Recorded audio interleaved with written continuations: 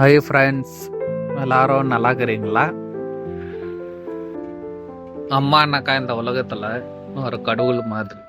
எல்லாருமே அவங்க கண் நோட்டத்தில் கடவுளாக தான் இந்த உலகத்தில் பார்க்குறாங்க. ஏன்னாக்கா கடவுள் அங்கங்கே தெரியவாரான்னு தெரில. அம்மா எப்பவுமே நம்ம கூட வைக்குவாங்க. நம்மளுக்கு எதனா ஒன்றுன்னா அவங்க கண்ணில் பார்க்கலாம். நம்ம சின்ன வயசுலேருந்து அவங்க வளர்த்து ஆளாக்கி எவ்வளோ கஷ்டப்பட்டு அவங்களோட சந்தோஷம் நிம்மதி எல்லாமே எழுந்து நம்மளுக்கொசரம் வாழ்கிற ஜீவன் இந்த உலகத்தில் அம்மா தான். நம்மளால் முடிஞ்ச மட்டும் அவங்கள சமாதானமாக வைக்கணும். அவங்க எங்கேயோ தலை குனிகிற மாதிரி நடந்துக்கக்கூடாது. ஒரு அம்மா 10 குழந்தைங்கள வளர்க்குவாங்க. கடவுள் அந்த மாதிரி ஆசீர்வாதம் பண்ணுவாங்க அம்மான்னு ஒரு கேரக்டருக்கு. அதே 10 குழந்தைங்க சொந்தமாக வேலை வெட்டிக்கு போயிட்டு ஒரு அம்மாவை நிம்மதியாக பார்க்க ஆகாது. ஆனால் அந்த தாக்கத்தை பசங்க கையில் இல்லை, அம்மான்னு ஒரு பொறுப்பு இருக்குது இல்லை, அவங்க கையில் தான் இருக்குது. அவங்கள எங்கேயோ தலை குனியாத மாதிரி நந்துக்குனால போதும், பார்க்கலனால பரவாயில்ல.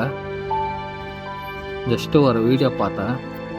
வயசானவங்களெல்லாம் எடுத்துன்னு போயிட்டு அனாதை ஹாஸ்டலில் சேர்க்குறாங்க. அவங்க மனசு எப்படி தான் இருக்கும்னு தெரில.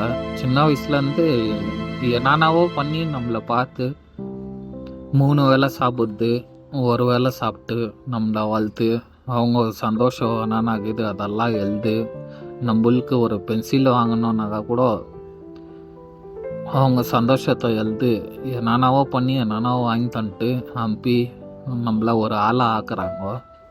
நம்ம ஒரு ஆளாக ஆகிட்டோன்னா ஏதோ ஒரு பொண்ணுக்கோசரம் கல்யாணம் ஆகிட்டு, கல்யாணம் ஆனாலும் சரி ஆளனாலும் சரி, அம்மா எங்கேயோ ஹாஸ்டலில் அங்கே எங்கேன்னு எங்கேயோ சேர்க்கக்கூடாது. அது ரொம்ப பெரிய பாவம். அது உயிரோட இருக்கிற மட்டும் அவங்களுக்கு ஒரு வாய் எவ்வளோ சாப்பாடு வேஸ்ட் பண்ணுறோம். நம்ம வாழ்க்கையில் நம்ம பார்த்துருந்தோட உலகம் அவங்க கம்மியாக தான் பார்த்துருந்தோம். ஆனால் அவங்க உலகமே நம்ம தான். அதுக்கொசரம்னாக்கா பச்சோம், நிறையா சம்பாரிச்சோம், நிறையா உலகத்தை பார்த்தோன்னு அவங்கள இலக்காரம் பண்ணதெல்லாம் வேணாம். ஏன்னாக்கா நீ படிப்பு பச்சுக்கிற படிப்போ சரி, அவங்க தந்த ஒழிப்பு தான். நம்ம வாழ்க்கையில் ஒரு மூமெண்ட்டோ ஒரு செகண்டோ எல்லாமே அவங்க ஒழிப்பு கலந்துக்குது. அந்த ஒழிப்பை நினச்சாலே போதும். நம்ம பண்ணதெல்லாம் அந்த வயசுக்கு ஒன்றுமே தெரியாத மாரி இருக்கும். ஆனால் நம்மளுக்குன்னு ஒரு குழந்தை பிறந்து நம்ம பொண்ணதெல்லாம் அது டபுள் ட்ரிபிளாக பண்ணும்போது நம்ம அம்மாவுக்கு எவ்வளோ துக்கம் பண்ணிக்கிறோன்னு அப்போ தெரியும். ஆனாக்கா நம்ம எல்லாம் மண்ணு மேலே வாழ்ந்துன்னுக்குறோம். அது நம்மளுக்கு டபுள் ட்ரிபிளாக வரும்போது நம்ம பண்ணியிருந்தெல்லாம் அப்போ தெரியும். ஆனால் நான் தப்பு பண்ணேன், கொல்த ரூபத்தில் அதுக்கு முடிஞ்ச மட்டும் அம்மா அப்பாவை நல்லா பாருங்க. அதுக்கேற்ற மாதிரி நம்ம குழந்தைங்கள நம்மள நல்லா பார்ப்போம். நம்ம எதுனா அவங்களுக்கு ரிவெஞ்ச் எடுத்தோன்னா டபுள் ட்ரிபிளாக நம்ம குழந்தைங்க நம்மளுக்கு ரிவெஞ்ச் எடுக்கும்.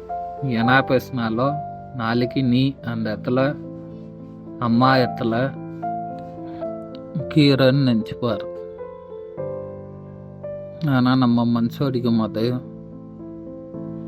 இதே மூமெண்ட்டு நம்ம குழந்தைங்க வரட்டும் நம்மள மனசு அடிக்கும்.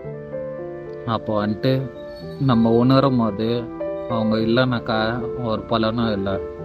அவங்க இருக்கும் போதே முடிஞ்ச மட்டும் அவங்க மனசு ஒடியாத மாதிரி பேசுங்க. பேசுறதுல ஒன்றும் காசு செலவாகுது இல்லையா?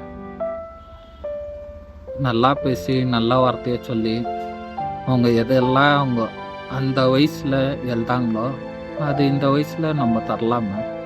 நம்மளுக்கு பிடிச்ச மாதிரி கிலா அவங்க கிட்ட நடந்துக்கலாம். அவங்க இன்னும் கொஞ்ச நாள் கிட்டோம்னாக்கா நம்ம நிறையா விஷயம் அவங்களோ சின்ன வயசில் நிறையா விட்டாங்க. ஆனாக்கா வந்துட்டு நம்மளுக்கோசரம் எல்லாமே எழுதாங்க, எல்லாமே விட்டாங்க. அவங்களுக்கோசரம் சில விஷயம் விட்டு தந்து போகிறதில்ல, ஒன்றா ஆகுதில்ல.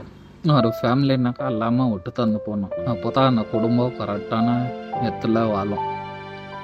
எல்லாருமே சம்பாரித்தோம், எல்லாம் நீ ராஜா நான் ராஜானாக்கா அந்த வீடு வந்துட்டு புரிஞ்சிடும்.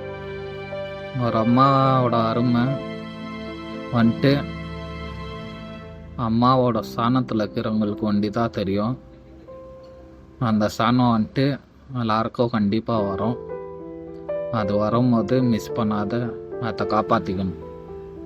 ஆனால் அம்மா இல்லாதவங்கள போய் கேட்டு பாருங்க, அப்போ தெரியும் அம்மாவோட அருமை. நான் அம்மா இருக்கும்போது வந்துட்டு ரொம்ப கேவலமாக பேசின்னு, ரொம்ப கேவலமாக நடத்தின்னு, எனக்கு எல்லாம் தெரியும், அம்பானி வாழ்க்கை வாழ்கிற மாதிரி எல்லாம் வாழ்ந்தெல்லாம் விட்டு ஒரு அம்மாவுக்கு பிடிச்ச வாழ்க்கையாக வாழ்ந்தாலே அது சொர்க்கத்தில் வாழ்கிற மாதிரி தான்.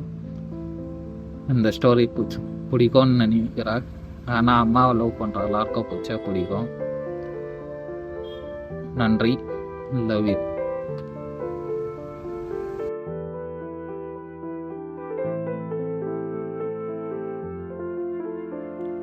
இந்த வீடியோ ஸ்பான்சர்ட் பை மோட். இது ஒரு இ-காமர்ஸ் பிளாட்ஃபார்ம்.